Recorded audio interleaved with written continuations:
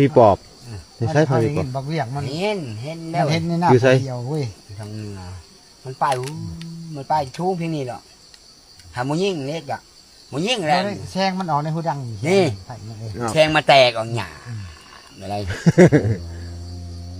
เออ เวลามันหันใจได้มันหูบ้ามันชาวหันใจอยู่ลงเนื้อเดี๋ยววูขึ้นหันเห็นเงาค่ะว่ามันบ่ไกลเห็นเงามา เจ้าคือบ่เข้าไปหามัน ไอ้บ่ได้ได้คันผู้ละคนเขาว่าเขาชักเพื่อนเขาว่าจะที่เป็นบ่เป็นยังตีแล้วตีทางหลังมันสุดที่ทางหน้าขันยิงทางหลังอย่ามันจืดหน้าเขามันมาตายแล้วตายแล้วเลย พวกเฮียนมุ่นต์เด้พวกเป็นอันนี้เนาะ เฮียนไผ่นะไม่เคยหลอดไผ่กันได้ได้หายเวียนวานใจปองนี่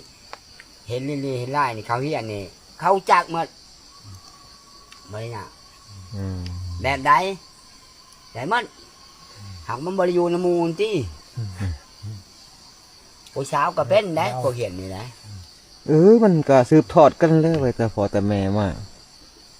พ่อแม่เป็นได้กับลูกก็เป็นนั่นเนาะคันหาเฮียนต่อกัน ก็บ่เฮียนกับผมบ่เฮียนเลยก็แล้วคำบ่เฮียนเขาพูดทุกคนมันชักเขาโตนี่คำว่าบ่ได้ชักเขาโตเลยถึงไปได้แต่ชักเขาโตแล้ว ชักกระโตกันแล้วแล้ว เวลาเขาหนีนะชินปะทั้งแต่เขาว่าเมียพี่ปอบฉันได้มากเลยฉันว่าเจ้ามากเขาหันเลยโอ้ย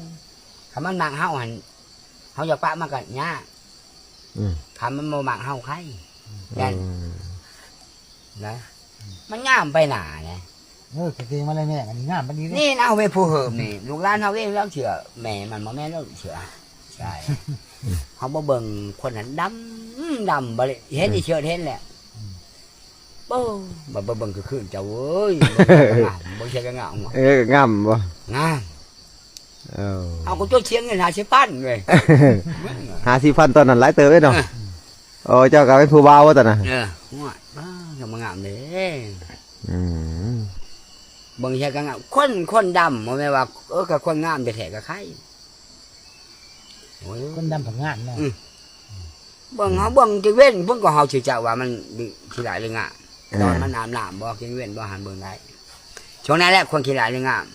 มันท่าแปลงท่าหยังมันคืนเจ้าเว้ยงามขนาดกับกวางใต้แล้วงามขนาดกลางคืนเนาะน่าไปหนาเกือบได้เมียพี่ปอบทั้งหมดได้อยู่ด้วยกันเลยเหรอเนาะคำว่าเจ้าวันมันจะไม่คล้องกันเจ้าใต้นะ